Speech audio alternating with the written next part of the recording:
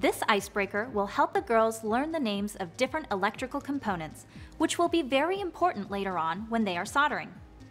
Electronic component concentration is played just like the game memory. There are 10 components related to circuitry and soldering that the girls will match.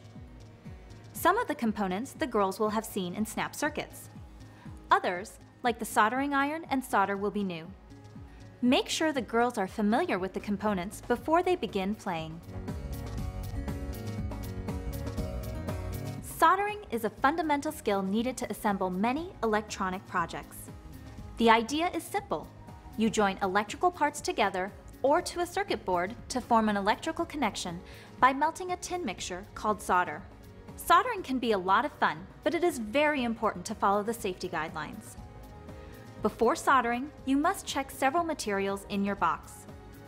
Always make sure that the soldering iron power cords do not have any melted spots or exposed wires, and then tape them down to the tables. Also, check each soldering iron to ensure that the iron's replaceable tip is securely fastened and the temperature dial is turned all the way up. If you are concerned about a damaged tip or a power cord, please do not attempt to fix it, just return it to your counsel. Make sure you have a stand set up for each soldering iron and enough goggles for everyone in the room. Start by having everyone tie their hair back and put on a pair of safety goggles. These goggles must remain on until everyone is done soldering. While we provide lead-free solder, fumes are still released when soldering, so you should make sure the room is well ventilated. Never eat or drink while soldering, and make sure to wash your hands when you are finished. Soldering irons get very hot, over 600 degrees Fahrenheit. Remind girls that a soldering iron gets twice as hot as a curling iron. Soldering iron should be held like a pencil in your dominant hand. Remind girls that they should never directly hand the soldering iron to another girl. Instead, they should return it to the stand and let the next girl pick it up.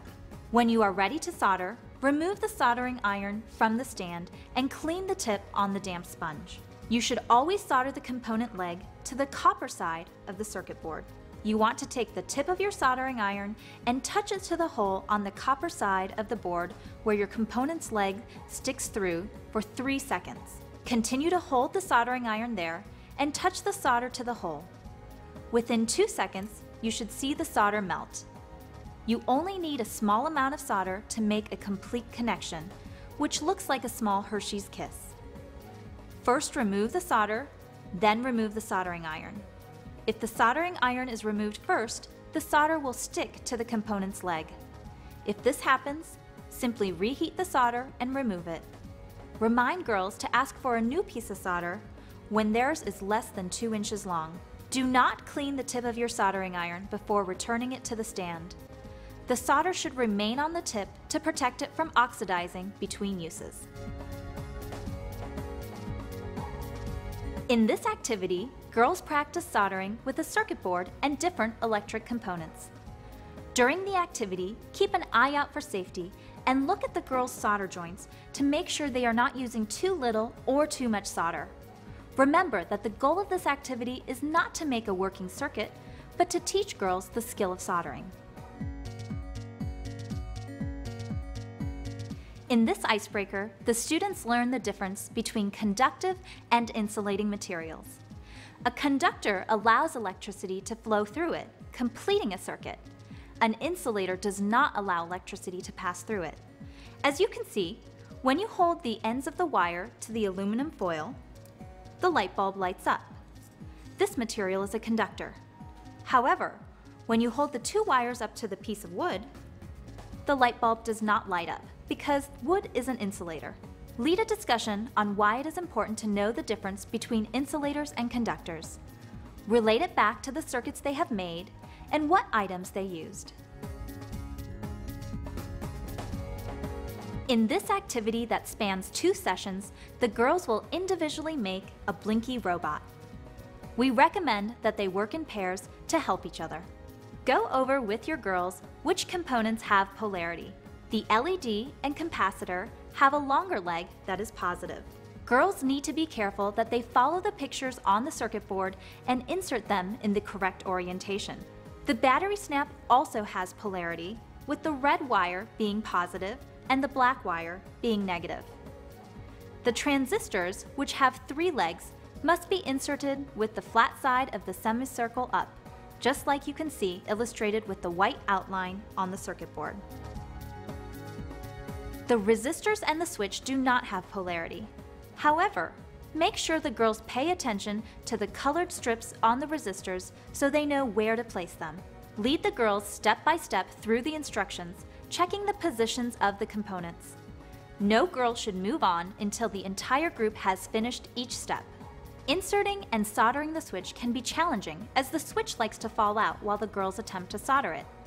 Here, it can be helpful to have a leader hold the switch in place from the front while the girl solders from the back.